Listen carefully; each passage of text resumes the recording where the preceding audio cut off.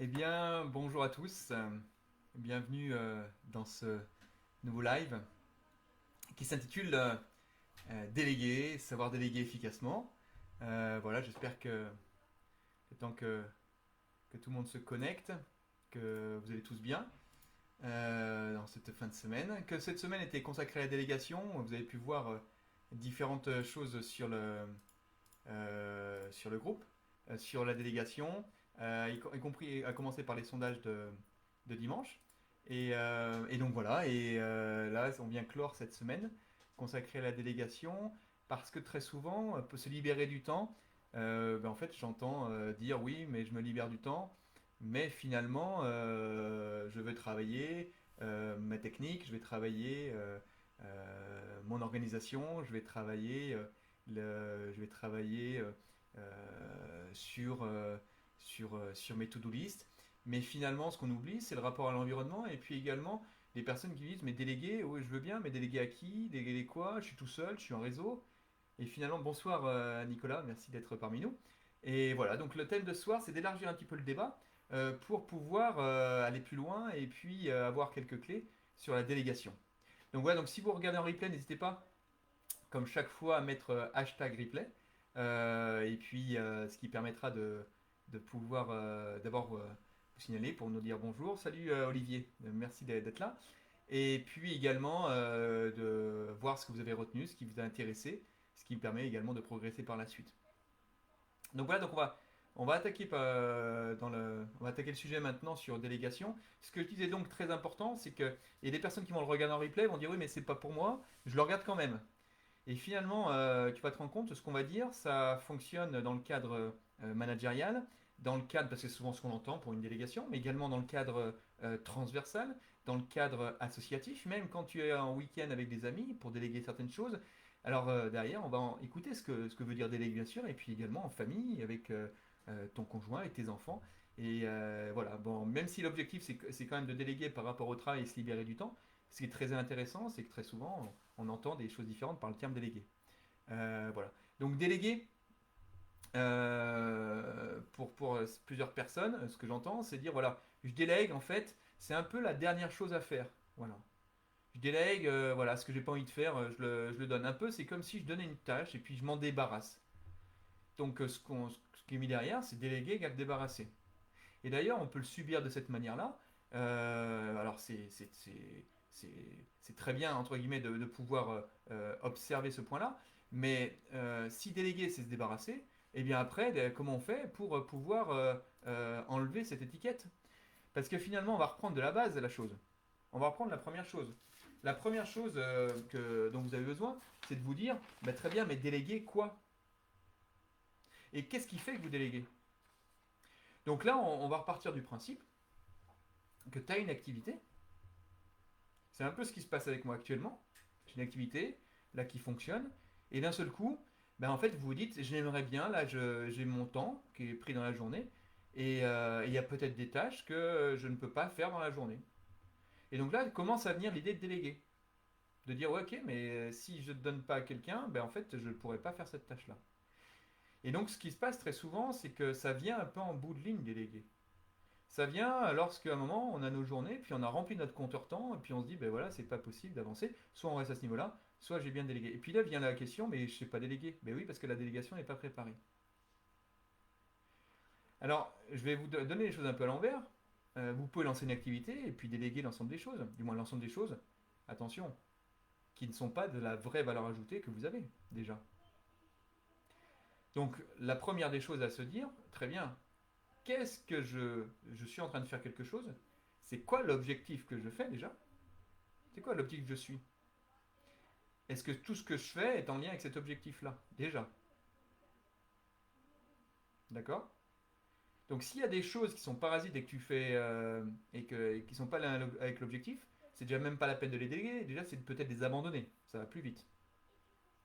Après, admettons que voilà, tu as 100% de valeur ajoutée, que ce que tu fais correspond à la valeur ajoutée de ton entreprise, ou ce que tu as, ou ce que tu es en train de faire, correspond vraiment à un besoin. Et là, tu te dis, ok, mais qu'est-ce que je déléguais? Alors, la première des choses, déjà, c'est de se dire, très bien, mais ce que je fais là actuellement, voilà, je suis seul, est-ce que c'est ma valeur ajoutée? Déjà, est-ce que c'est ma valeur ajoutée? Alors après, il y a plein de méthodes, hein, du moins, j'en ai déjà une en particulier pour définir la valeur ajoutée, c'est un autre débat, mais qu'est-ce qui est ma valeur ajoutée? Donc la première chose, c'est de dire, ok, mais ce qui est pas valeur ajoutée, peut-être, éventuellement, commencer à dire, je le délègue. La deuxième chose, on a parlé beaucoup des fonctionnements. Fonctionnement, très bien, mais salut Marie-France, merci d'être passée. Dans le fonctionnement, c'est quoi ton fonctionnement? Et les choses qui n'est pas de notre fonctionnement, eh ben, c'est les premières choses également qu'on va déléguer. Pourquoi? Parce que ce qui n'est pas ta valeur ajoutée ou ce qui n'est pas ton fonctionnement, bah, tu vas faire en 2, 3, 4, 5 heures que d'autres personnes qui sont experts vont le faire en 1 heure. Et là, tu te dis, si tu es entrepreneur, ouais, mais c'est pas grave, j'ai le temps. Ok. La seule chose que tu as, c'est le temps. Bah, qu'est-ce que tu fais? Tu donnes ton temps? Tu le vends ton temps? Qu'est-ce que tu feras à la place? Alors là, c'est dans le cadre d'entrepreneur. Mais là, on se met dans un cadre d'équipe. J'ai déjà une équipe. Donc j'ai une équipe qui est là, donc je m'appuie sur les personnes qui y a autour. Donc la première chose, c'est de se dire, très bien, maintenant je vais où avec l'équipe déjà? Que ce soit même en famille. Avant de penser à déléguer, je vais où? Je fais quoi? Qu'est-ce qu'on fait ensemble? Et une fois qu'il y a ça, pour y parvenir, on a des objectifs, ok? Comment on va y parvenir? Et les objectifs, l'idée c'est de fonctionner vers ces objectifs. Et pour ça, j'ai besoin de quoi comme ressources? Ah, le terme ressources arrive. Ça vous parle un petit peu?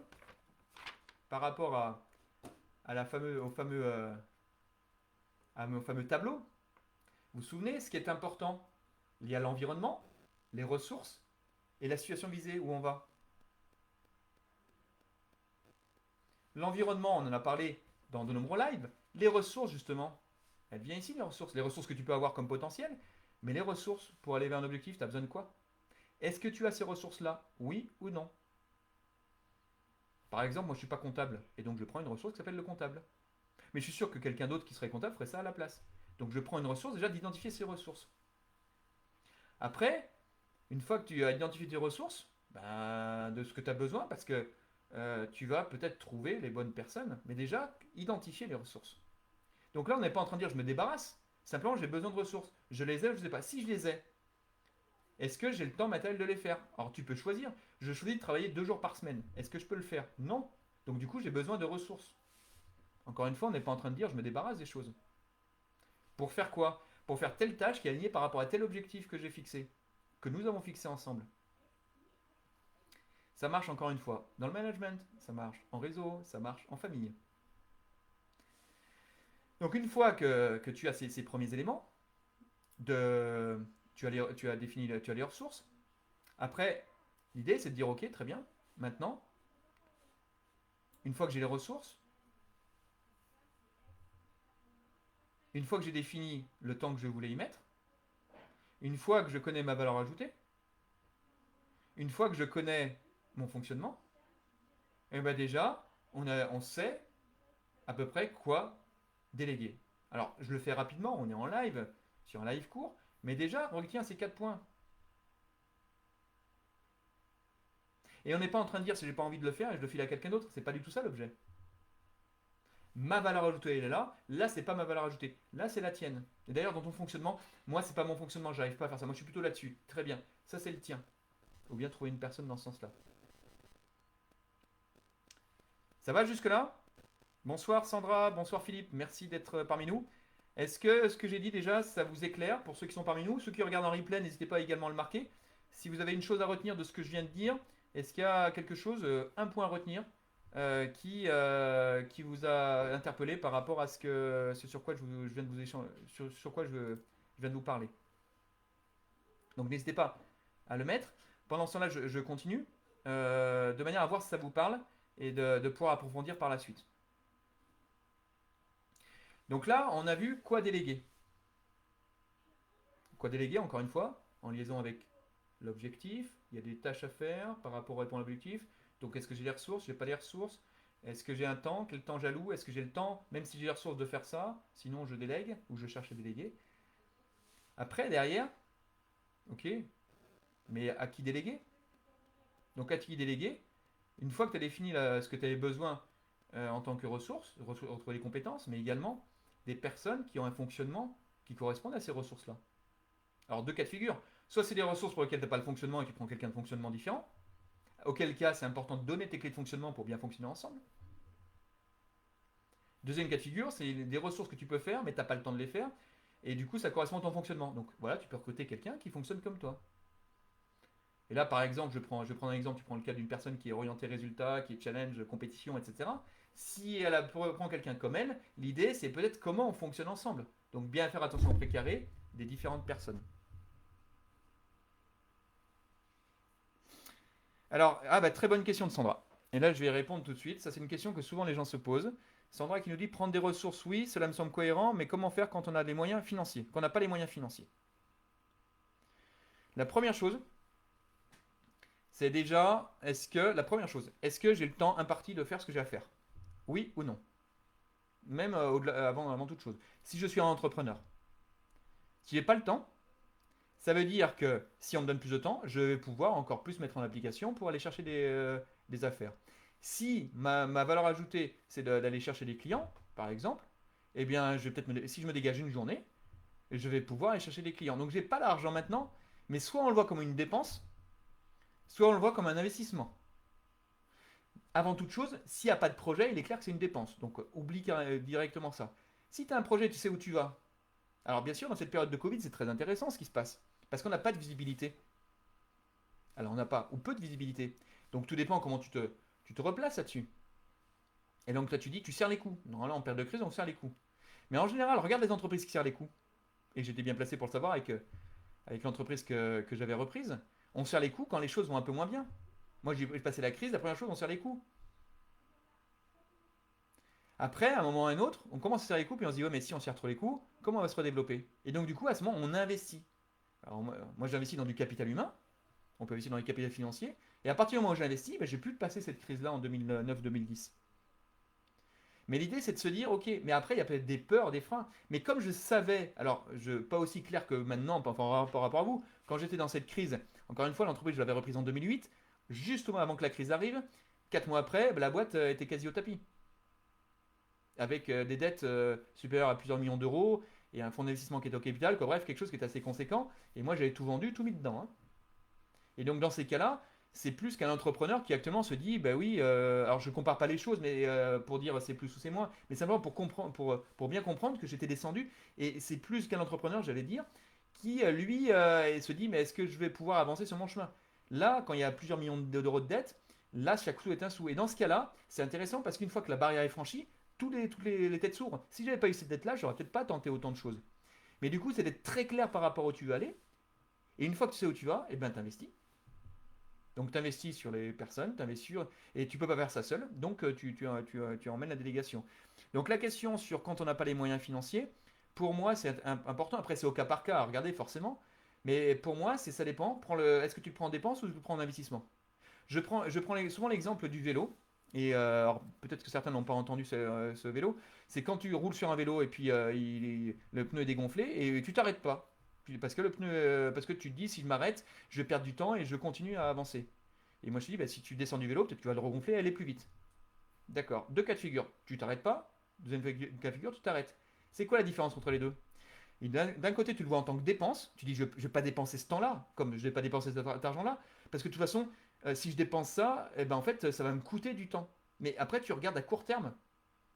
Si tu regardes en investissement en disant, ben, je vais m'investir du temps, c'est-à-dire que je vais m'arrêter une heure ou une demi-heure et réparer le vélo. Parce que tu sais qu'après, tu vas aller peut-être 20% plus vite. Et au bout de 5 heures, c'est rattrapé. Là, tu le vois en investissement.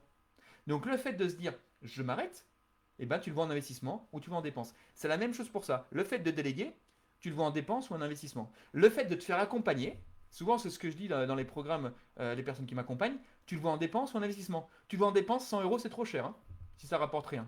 Tu le vois en investissement, si ça change ta vie, 10 000 euros c'est pas assez cher. D'accord? Alors forcément après, est-ce que j'ai la trésorerie pour le faire et tout ça, ça c'est autre chose. Mais juste déjà s'autoriser à se mettre en chemin dans l'investissement. Parce qu'après, une fois qu'il y a ça, les portes s'ouvrent. Une fois que le projet est clair, après tu peux aller dans ce sens-là.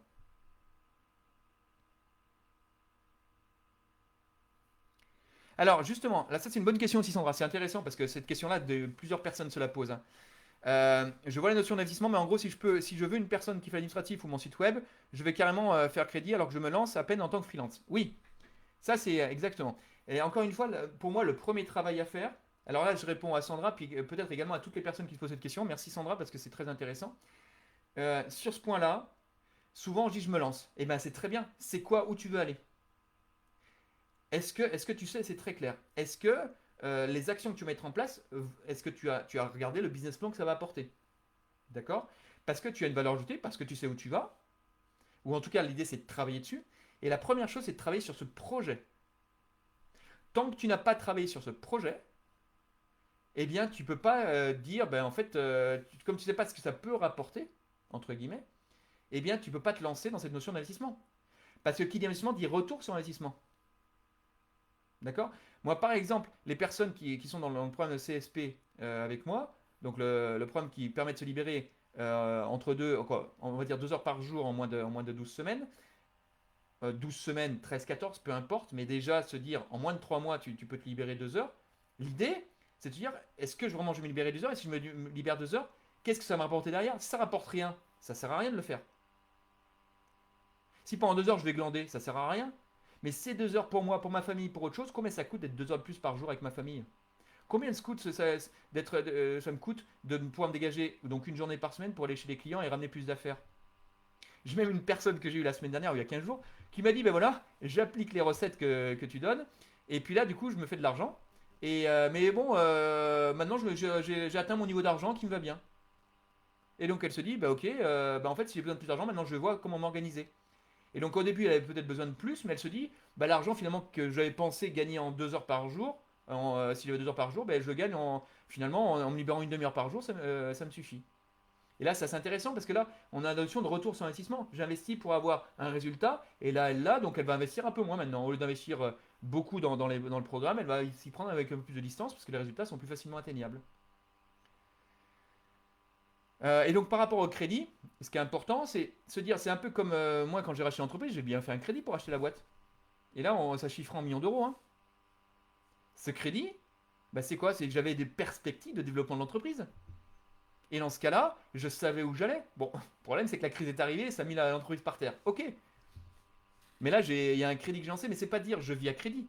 Simplement, j'investis pour après reprendre derrière. Et l'argent, je vais le rembourser. D'ailleurs, j'ai remboursé, malgré la crise, j'ai toujours remboursé les intérêts aux banques, hein. Et les taux d'intérêt étaient de 8% à l'époque. Donc faites les calculs. Vous allez voir le nombre de centaines de milliers d'euros que j'ai pu rembourser en quelques années. Mais c'est comme ça, c'est le point.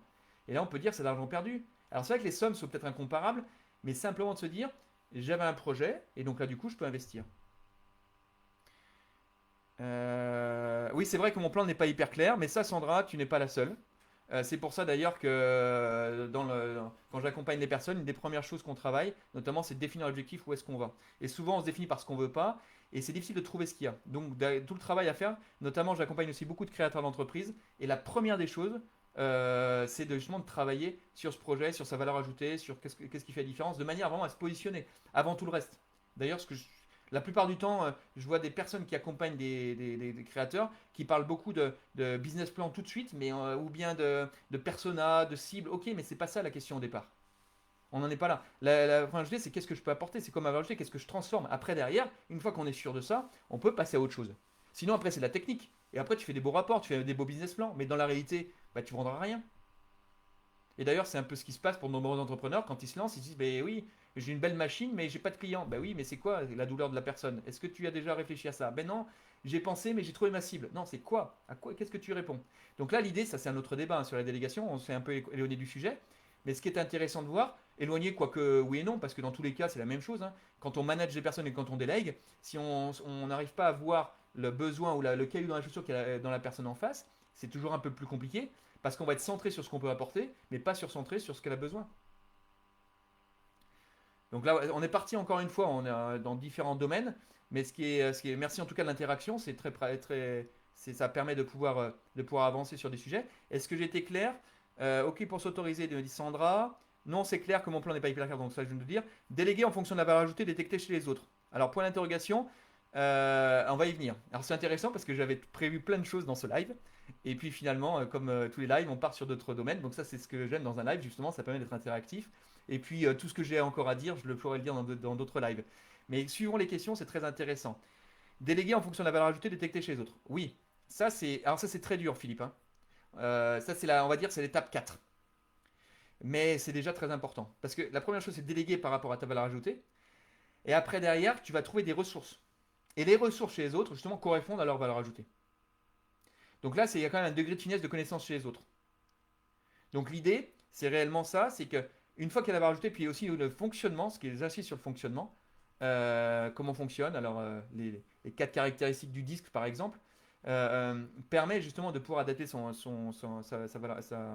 délégation. Est-ce que tu peux préciser peut-être un peu plus ta question, Philippe, de manière à ce que je puisse y répondre de manière plus pertinente euh, par rapport à cette délégation. Donc là, on est dans le quoi, dans le comment justement trouver ces, euh, cette valeur ajoutée, et puis à qui, ben en fait, c'est là où interviennent les compétences. C'est-à-dire que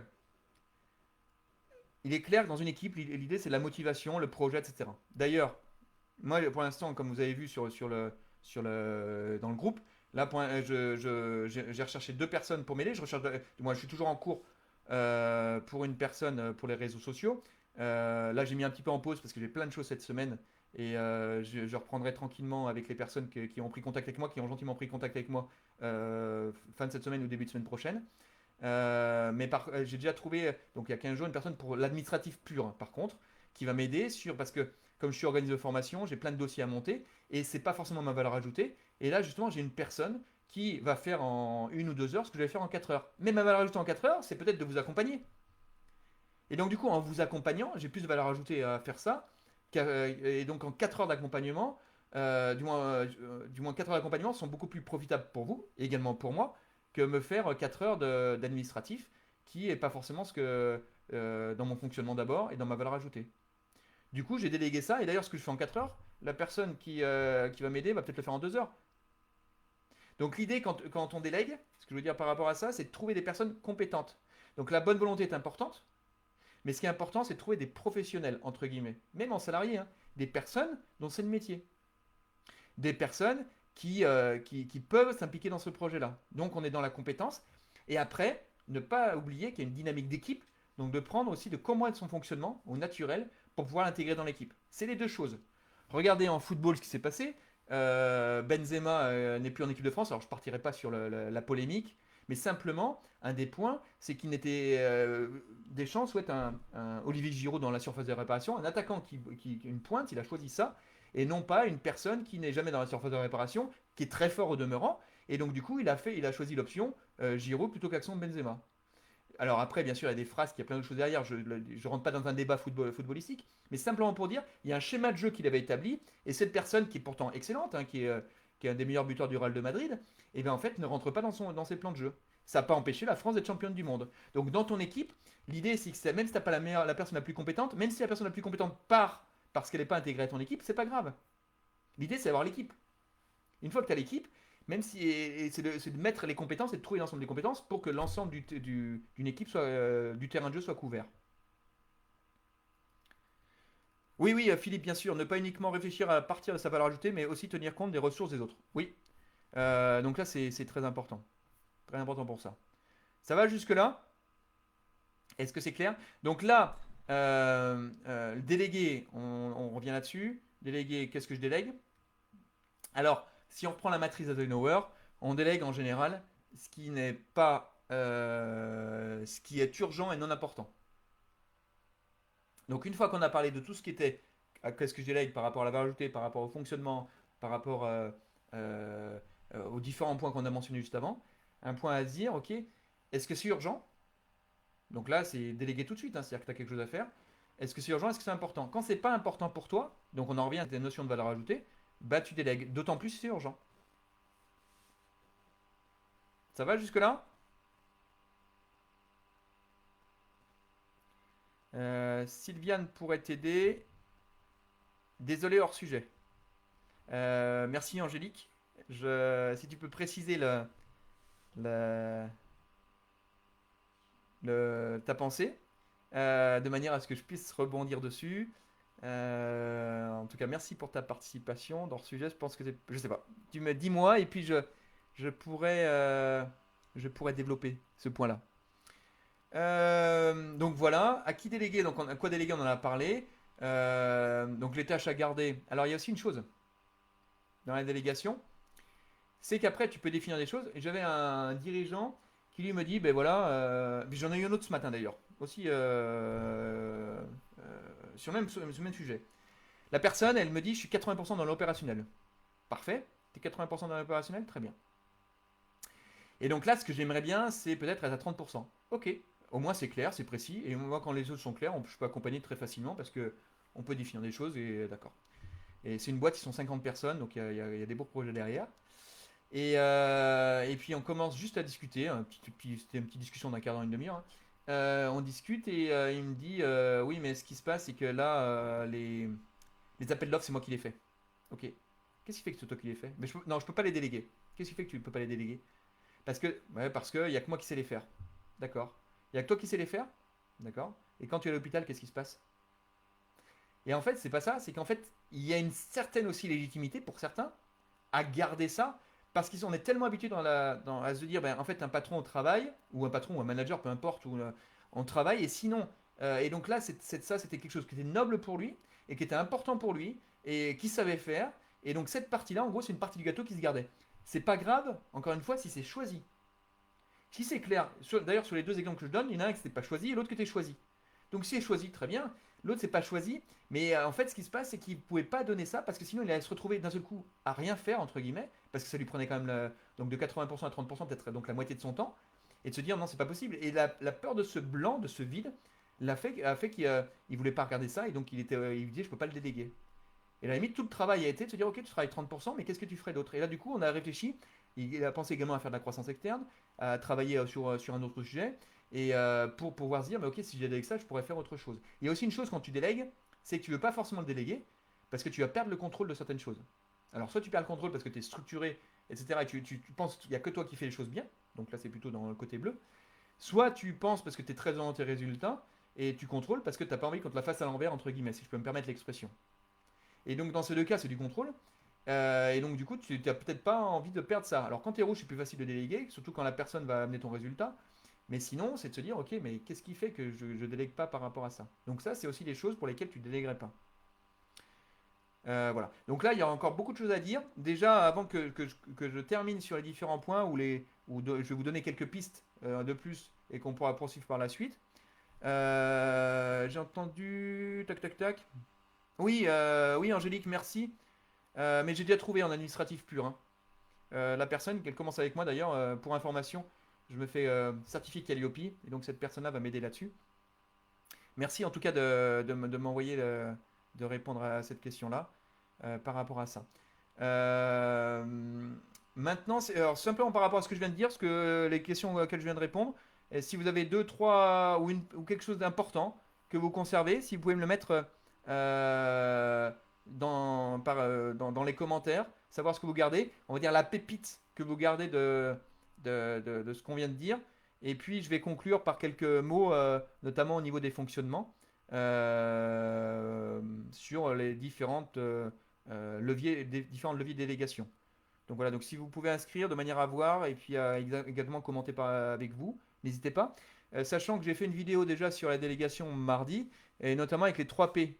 Les 3 P de la délégation, qui sont la puissance, la protection, la permission, qui permettent justement de pouvoir déléguer. C'est-à-dire que déléguer, là on va parler de management, et management encore une fois au boulot, ou management dans la famille, avec les enfants, c'est pareil, ou en association, peu importe. C'est simplement quand on manage, c'est de faire en sorte que les personnes soient à la bonne place et de leur donner les capacités de pouvoir être dans leur pleine performance. Et donc, du coup, passer du temps, notamment au début, pour pouvoir s'assurer de ça, et puis après, petit à petit, lâcher l'autonomie. Alors, en fonction des personnes, c'est plus ou moins rapide, mais un des rôles, c'est faire en sorte que ça puisse être pleinement performant. Et des fois, quand vous déléguez, vous allez passer du temps dessus. Un peu comme un coach avec son sport, son joueur. Ben, c'est l'art du manager, hein. Le manager, il peut avoir des missions de travail, commercial, etc. Mais son rôle de manager, c'est un rôle à part entière. Donc, ce qui est important de voir, de savoir, ben voilà, c'est très bien. Mais si je délègue, c'est que j'ai une équipe. Donc, quel est mon rôle dans l'équipe?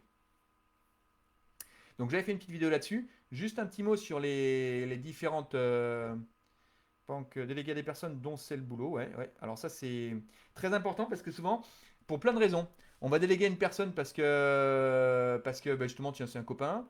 D'ailleurs la plupart du temps c'est que les copains sauf s'ils sont c'est pas forcément la meilleure personne. On va déléguer une personne parce qu'elle a une bonne volonté. Alors c'est clair, moi je dis souvent il est préférable d'avoir la bonne volonté qu'avoir la compétence, mais quand même quand c'est des métiers, c'est important d'avoir la bonne personne. Ou bien je vais déléguer, je vais prendre un critère purement financier. Donc je prends le cas, hein. Moi je prends souvent le cas d'électricien que j'avais fait venir il y a quelques temps. Il y en a un qui était, mettons, je dis n'importe quoi, à 40 euros de l'heure. Alors je dis vraiment n'importe quoi, bah, je dis des chiffres et je le précise parce que l'information ne soit pas remontée de manière falsifiée. Simplement, il y en a un, je crois, qui était à 30 ou 40 euros de l'heure et l'autre qui était à 50 ou 60 euros de l'heure ou 70 euros de l'heure. Lequel je prends? Je prends le premier ou je prends le deuxième? Bah, si je prends le premier, bah, question financière, bah oui, ça va être intéressant. Sauf que, qu'est-ce qui va se passer? Il va peut-être me faire le travail en 10 heures, alors que l'autre va me le faire en 3 heures. Donc l'idée de l'argument financier n'est peut-être pas la meilleure des choses. Si je délègue quelque chose à quelqu'un qui a un taux horaire le plus faible mais qui me le fait en 10 heures, ça sert à rien. Vaut mieux qu'il ait avoir un taux horaire un peu plus élevé et que la personne le fasse en 2 heures. Donc ce qui est important, c'est d'avoir quelqu'un de professionnel parce que derrière, alors bien sûr s'assurer de ça, parce que vous allez vous libérer du temps vraiment et puis vous allez vous y retrouver dans l'investissement. Simplement, il y a quelques petites clés pendant que vous mettez vos pépites, déléguer investissement. Alors, je vais lire après les pépites, pendant que continuez à écrire. Donc, à qui déléguer? Simplement, au niveau des différentes couleurs, quelques clés. Pour ceux qui ne savent pas forcément les couleurs, n'hésitez pas à me reposer des questions. Je peux faire d'autres lives là-dessus. J'ai fait des lives ou des zooms même spécifiques. Et je peux rééchanger là-dessus. Ce qui est intéressant, c'est quand vous êtes plutôt dans l'action, peut-être orienté résultat. La première chose, c'est de déléguer avec des choses très claires. Vous pouvez déléguer en donnant un objectif, par exemple. D'accord? Quand vous déléguez, vous allez dire, voilà, moi je suis là et je vais arriver là. Ça suffit, ça. Et après, tu le laisses travailler, tu le fous la paix. Ce qui est intéressant, c'est que là, ce que tu peux faire avec lui quand tu délègues, c'est tout ce qui le parasite, c'est cette personne-là, virer, enlever tout ce qui peut lui nuire à son efficacité. Et ce qui est important, de lui donner quelques chiffres clés, ne pas le noyer dans les détails. D'accord? Contrairement à la personne opposée, du moins qui est dans l'autre sens, qui est plutôt structurée, qui est plutôt méthodique, qui elle, bah, en fait, c'est vraiment prendre le temps avec elle. Quand tu délègues, de prendre le temps, répondre à ses questions. Parce que cette personne-là, quand tu lui donnes quelque chose, elle va aller de A à B sans souci. Ne va pas la surveiller non plus entre A et B, ça ne sert à rien. Par contre, elle est bloquée. Et j'ai eu une personne également cet après-midi qui, à un moment, quand j'ai échangé avec elle, et donc voilà, et on parlait de cela, et puis c'était pas très clair. Et à un moment, elle me dit, mais écoute, moi je sais, ce qui est important, et je connais mon fonctionnement, donne-moi la manière d'y arriver. Et donc, enfin, je lui ai laissé dire ça, je savais qu'elle allait arriver là-dessus. Et donc, je lui ai donné la manière d'y arriver. Et en lui donnant cette manière d'arriver, bah, elle a pu, après, faire le travail par elle-même. Et puis, après, je l'ai laissé fonctionner. Ce qui est intéressant, c'est quand on se connaît, après, c'est très facile, même quand on vous délègue à vous, de demander aux personnes à qui vous délègue ce dont vous avez besoin. Alors, par contre, avec ces personnes-là également, tu fixes une date et puis tu lui fous la paix. C'est-à-dire qu'elle va respecter cette date-là. Alors maintenant, il y a l'autre personne qui est plutôt dans la communication enthousiaste, qui est plutôt communicative, etc. Elle a beaucoup d'idées. Et l'idée, c'est d'abord de se mettre d'accord sur là où tu veux aller, mais de se mettre d'accord et bien entendre qu'on se met d'accord. Parce que souvent, on est d'accord, puis finalement, ça passe par une oreille, ça passe par l'autre. Se mettre d'accord sur tous les moyens et les plans d'action qui sont mis en place. Et après, le laisser faire. Parce qu'en fait, il va passer par plein de chemins. C'est pas grave, laisse-le faire. Il va faire son truc. On est d'accord sur l'objectif, sur le résultat. Par contre, bien s'accorder encore une fois là-dessus. Parce que souvent, j'ai compris que, et c'est pas ça, et puis c'est pas ça qu'on a dit. Et puis moi, je dis ça, et puis j'interprète ça. Souvent, c'est ça, parce que tu as dit ça, parce que tu pensais ça. Là, on est dans ces idées-là. Donc l'idée, c'est vraiment de se mettre d'accord par rapport à ça. Et puis, encore une fois, tout ce que je dis, c'est les caractéristiques principales. Parce qu'il y a des personnes qui me disent, mais je suis comme ça, mais je suis telle couleur, mais ça ne me correspond pas. Ok, on est bien d'accord. Je le redis, je le reprécise pour pas qu'il y ait de malentendus. Ça, c'est des faisceaux d'indices principaux. Qu'il n'y ait pas de souci par rapport à ça. Et puis également, pour ces mêmes personnes qui ont cette couleur-là, souvent, elles se mettent des choses qui ne sont pas forcément très réalistes. Donc du coup, c'est la tenir là-dessus, parce qu'elle peut te dire, ouais, demain tu l'auras. Et puis demain tu l'as pas. Parce qu'en fait, elle se fixe quelque chose et elle se répond comme ça, et elle s'imagine pas tout le travail qu'il y a à faire. Elle se lance comme ça. Après, on dit, oui, mais c'est des personnes super tenaces qui vont y arriver, etc. Je veux bien le croire, mais après, ou qui se mettent dans des étapes pas possibles pour essayer de tenir leur date. Donc du coup, pour déléguer à ces personnes-là, peut-être, c'est pas parce qu'elle te dit c'est pour demain, bien s'assurer que c'est pour demain. Ou bien être prêt à lui dire, bah non, tu attends encore 2, 3, 4 jours pour que tu fasses les choses comme il faut, que tu ailles au fond des choses. Voilà. Donc ça, c'est pour les caractéristiques. Une nouvelle fois, je le répète, c'est les caractéristiques principales.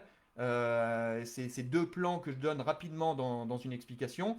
C'est pas un plan détaillé d'une délégation qui est vraiment lié à la personne. Donc si tu as besoin, toi, de choses très particulières par rapport à ton profil, on échange là-dessus de manière à être très clair. Donc voilà, ce qui est important de ne pas faire dire ce que j'ai pas dit.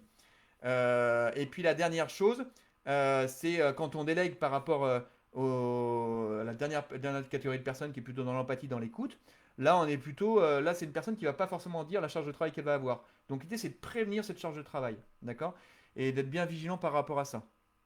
L'idée, c'est vraiment de se dire, ok, maintenant que tu vas avancer là-dessus, là, est-ce que soit ça va bien? Et de la parler en tant que personne. Alors, vous voyez les différentes caractéristiques. On ne s'adresse pas aux mêmes personnes, on ne délègue pas la même chose et de la même manière aux mêmes personnes. Si d'aventure aux personnes qui sont dans tes résultats, tu vas parler de charge de travail, tu es à côté de la plaque. Si tu vas parler à la personne qui est plutôt orientée communication, tu vas lui dire, tu vas prendre du temps pour lui expliquer les détails, tu es à côté de la plaque. Et pourtant, tu vas dire, mais je lui ai tout dit. Ah, je comprends pas, je lui ai tout donné. Ben oui, mais le problème, c'est que tu t'es pas adapté à son fonctionnement. Et vice-versa, hein. Si à la personne où tu es vigilant à la charge de travail et tu vas lui dire, bah, en fait, maintenant tu avances sur des objectifs, elle veut pas entendre parler d'objectifs. Elle peut pas parler là-dessus. C'est pas son truc. Alors l'idée, c'est de tourner les choses différemment, sachant que de toute façon, quand elle va s'engager sur quelque chose, elle veut être sûre de le réussir. Donc elle va toujours minorer ses objectifs. Donc voilà un petit peu les différents échanges, les différents points sur les différents types de personnalité, pardon, de fonctionnement plutôt que de personnalité, les différentes clés que vous pouvez avoir. Et ce qui est intéressant, c'est de regarder ça par rapport au prisme-là. Et puis également, après, des fois, on ne se reconnaît pas forcément dedans, mais peut-être se poser la question, se dire, ok, ben, peut-être que je ne me reconnais pas, mais peut-être que je suis comme ça. Peut-être que je ne le vois pas comme ça. Après, on peut justifier plein de choses, hein, parce qu'en fait, ce qu'il y a dans la tête, l'ego, ne souhaite peut-être pas voir ce qu'il y a ça. Parce qu'il te remet dans ta zone connue. Il te remet dans ta fameuse zone qui est la zone connue, et il veut pas que tu ailles dans cette zone inconnue.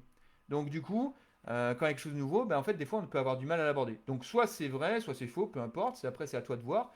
C'est par rapport à ton profil. Mais garde juste ça en tête, de dire peut-être qu'il y a un petit coin derrière l'ego là qui me dit que c'est pas ça et qui va me donner. D'ailleurs, plus on démontre que c'est pas ça, plus il y a quelque chose qui dérange intérieurement, parce qu'en fait, on va essayer de justifier ça. Et alors, parce qu'aussi, il y a des désir de comprendre les choses, surtout quand on a une force motrice théorique. Donc en plus, si on veut comprendre, après, on arrive à une impasse, parce qu'en fait, on n'a pas la réponse tout de suite. Voilà pour tous les éléments. Les pépites que je lise, n'hésitez pas à en marquer d'autres si vous en avez. Déléguer les personnes, donc ça on en a parlé. Déléguer égale investissement ou dépenses. Voilà, Olivier, c'est super. Et d'ailleurs, on peut tout voir comme ça, hein. On peut à la fois déléguer à un pro et investir sur soi. Ah oui, oui, en coaching, tout à fait. C'est-à-dire que souvent, l'investissement sur soi. Alors, nos amis québécois sont très habitués à ça. D'ailleurs, qui nous regardent ou en replay, ils savent de quoi je parle. En France, on est un petit peu plus frileux parce qu'on ne se rend pas compte du capital humain, du capital que l'on a soi-même. On est prêt à investir je sais pas, dans plein de choses pendant 4 mois je sais pas, sur une voiture, sur différentes choses. Mais toi, c'est ton capital. C'est toi qui rapporte le plus à toi. En termes de plaisir, peut-être pas seulement en termes de rentabilité. Et donc, en fait, on est rien, on devient tout nu et on repart tout nu, hein. Donc, en fait, il n'y a qu'une seule chose que tu peux développer, c'est toi. Et donc, ce qui est intéressant, c'est de dire, moi, comment je m'investis sur moi. Ok. Et c'est à partir de ce mois que j'ai eu ces déclics-là que j'ai pu après m'investir sur moi et faire différentes choses, d'ailleurs, qui m'amènent maintenant à pouvoir lancer mes propres accompagnements. Parce que ce qui est important, c'est de dire, je l'investis sur moi. Et ok, ça a un coût, c'est une dépense, mais souvent on s'oublie. Ah non, mais pour moi, je ferai ça après. Je vais pas d'abord je vais d'abord acheter telle ou telle chose. C'est ça qui est plus important. Mais le plus important, c'est toi. Alors, sauf bien sûr si dans une maison qui s'écroule et que la première chose c'est la survie, bien entendu. Mais après, derrière, la première chose c'est toi. La première chose c'est ton bien-être, c'est ta vie. Si tu penses que ça va changer ta vie, mais fonce.